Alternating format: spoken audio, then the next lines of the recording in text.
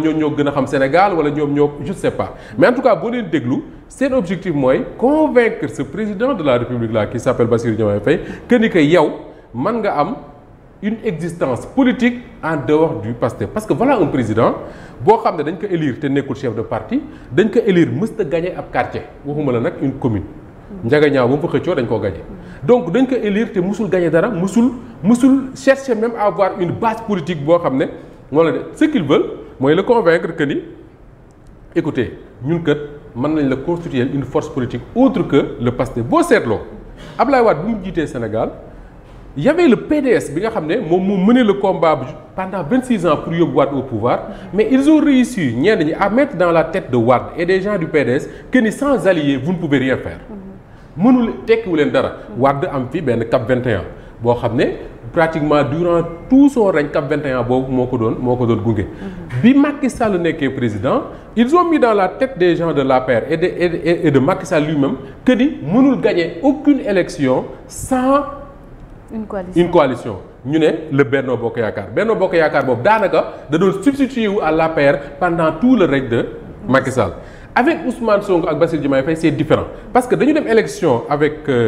la coalition Diomaye président ñu génn ci élection yi Ousmane Sonko ne tiens ñun bu ñu gagné c'est pas la coalition Diomaye président mais c'est notre parti le PASTEF ñu ne nañ dem élection législative mu ne on va y aller avec les couleurs de notre parti on va y aller avec notre parti ku bëgg nag nga ñëw ñu dugal la et ce qui fait que tey le PASTEF c'est un parti qui est à l'Assemblée et non une coalition qui est à l'Assemblée et loolu les gens veulent mettre dans la tête du président que ni élection Sénégal il faut comme disait Barthélémy Diaz une coalition des coalitions pour pouvoir gagner donc il faut nga am une force politique autre que le PASTEF autour de toi parce que le PASTEF mënu ko contrôler Ousmane Sonko moo ko contrôler ñooñu Safiatou li ñu bëgg mooy lancer le président tout de suite dans une course prématurée et qui serait dangereuse pour le Sénégal mooy une course vers la présidentielle de 2029 def dans la tête de Diomaye Faye que ni coow li mooy da nga war a nekk candidat en 2029 pour wuti un deuxième mandat te loolu mënoo koo am parce que c'est dans leur tête je dis pas que ni c'est ce que les gens de Pastef pensent mais lui dire que waa Pastef ñoom certainement am nañ candidat pare donc yow aussi jéem a wut beneen force politique pour yóbbu sa bopp loolu la ñuy nekk di liggéey te loolu il faut que les Sénégalais le comprennent une bonne fois pour toutes beneen groupe bi ñoom su fekkee ne ñii dañuy wut pour convaincre Diomaye que ni mën na am une existence politique en dehors de Pastef ce qui m'étonnerait beneen groupe bi ñoom mooy li may woowee les anciens privilégiés du pouvoir de Macky Sall ñoom dañuy jéem a convaincre Diomaye que ni réew mi jafe na de am na ñoo xam ne ci ñun yéen a ngeen ñuy topp arrêté ngeen fi ay hommes d'affaires yéen a ngi poursuivre diw ak diw mais diw ak diw yooyu ñooñu mën na leen a yombal ni ngeen yore seen réew mën nañoo fexe ba investisseurs yi ñëwaat mën nañoo fexe ba yenn jafe-jafe yi ngeen am ak FMI ak affaire yooyu ñu lijjanti ko c'est ça qu'ils veulent mettre dans la tête et du président et des gens yi nga xam dañu yaakaar ne bon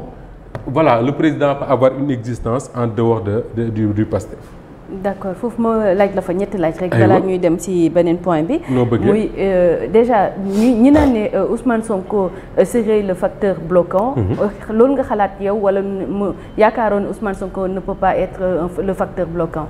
non Ousmane Sonko ne peut pas être un facteur bloquant. Et après on va en parler. Ça fait il faut qu'on se comprenne bien. Moussa j'ai compris ni dem foofu rek laa bëggoon ak yow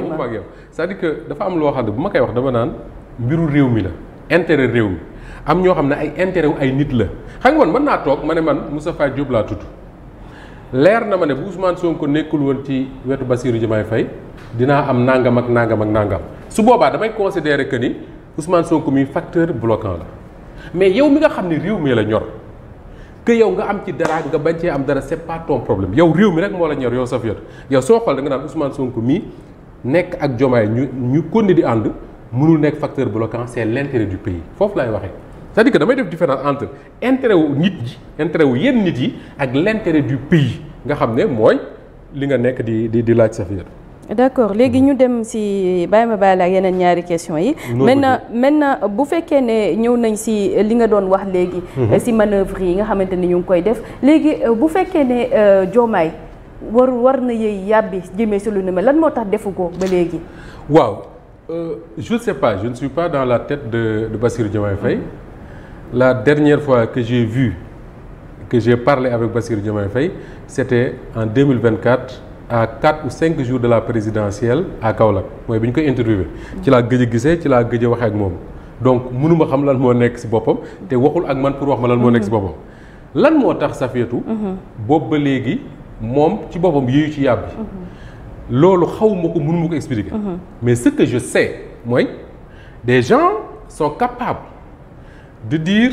waxoon nañ ko fi di croire que c'était la semaine dernière de dire un président ne doit pas dire ça un président ne doit pas se mêler à des querelles entre partis nangam ak nangam un président doit être au-dessus de ils vont mettre ça dans la tête des gens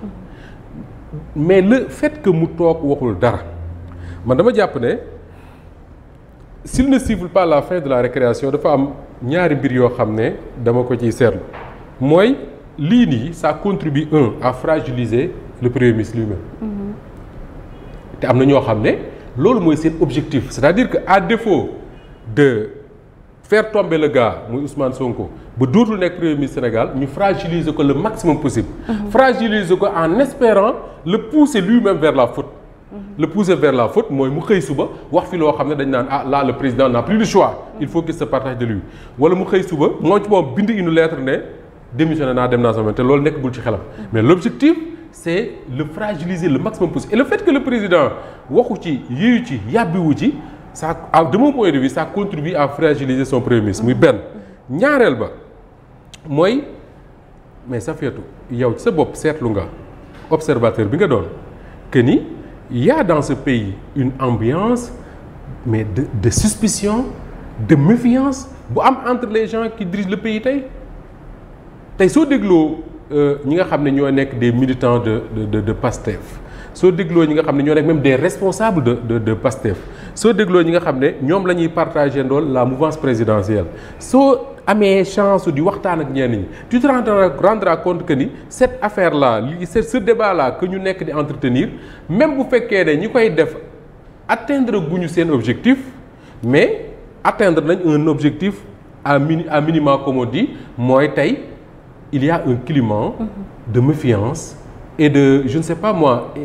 et de suspicion dans la mouvance présidentielle en tout cas dans la majorité bi nga xam ne ñooy gouverner tey le Sénégal moo tax la date du 8 ma jàpp ne am na solo parce que quand Ousmane Sonko dit après le 8 il y aura un après le 8 je me dis quelque part que peut-être un après le 8 il y aura vraiment benn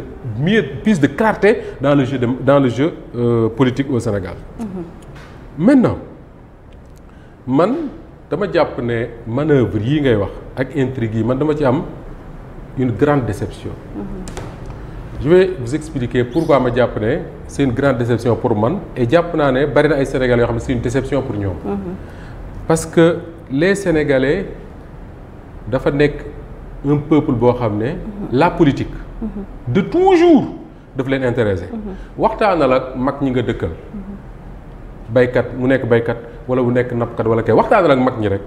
soo commencé di leen wax naan leen man liir naa nangam ak nangam ñoom dañ la koy wax nañu ko dundee parce que fekke nañ ko te daf leen intéressé woon dañ ko doon suivre tey fii boo génnoon ci mbedd mi rek benn mag bu mag rek nga ne ko Mamadou Dia ak Senghor léegi mu wax la lam ca xam Sénégal loolu daf ñu mës a intéressé ce qui se passe dans la classe politique les jeux politiques li ñuy wax les petits meurtres entre politiciens les suspicions les intrigues dafa mas a intéresser les Sénégalais moo tax ce genre de débat bu jugee rek forcément daf leen intéresser maintenant man je pense qu'il faut qu'on fasse un peu d'histoire pour comprendre lan moo tax ma ne man dama am déception su ma déggee en 2025 ñuy wax naan entre le président et le premier ministre il y a ceci ou il y a cela parce que fi Sénégal jógee Safiatou moo doy waar fi ñu jógee Safiatou dafa metti quelqu'un m'a dit ce matin benn audio bu ma envoyé mu ne ma moom il pense que même le fait que Diomaye ak Sonko ñu naan am nañ ay problèmes seen diggante rek c'est manque de respect aux Sénégalais et je suis d'accord avec lui et je vais vous expliquer pourquoi je suis d'accord avec lui mooy Ousmane Sonko dafa commencer ne dañoo créer ñoom un parti politique boo xam ne bañ koy créer ñoom la woon amoon na ay ambassadeurs ñoo xam ne bëggoon nañ cee bokk mais mënuñu woon fës amoon na je ne sais pas moi des enseignants des inspecteurs des impôts peut-être même d'autres personnes ñoo xam ne ñi ngi fii ci réew mi di dox ba léegi am na ñoo xam ne ils sont toujours ak Ousmane Sonko am ñoo xam ne bàyyi nañ ci diggante bi dem bokki ak Macky Sall d'ailleurs ki ñu créé parti Pastef ci Saalam muy Mamadou Gueye nekkoon ancien DG des domaines nekk maire de Djiddah Thiaroye Kaw après fekkewu ko moom il est ci Macky Sall la mujj ak d'autres personnes mais li am solo le point d'histoire qu'il faut retenir mooy Safiatou Ousmane Sonko dafa dem élection présidentielle 2019 jël 3e ñépp xam ne kii de 2014 à 2019 li mu fi def suñ ko bàyyee mu continuer ko de 2019 à 2024 il est fort possible mu gagner l'élection présidentielle de 2019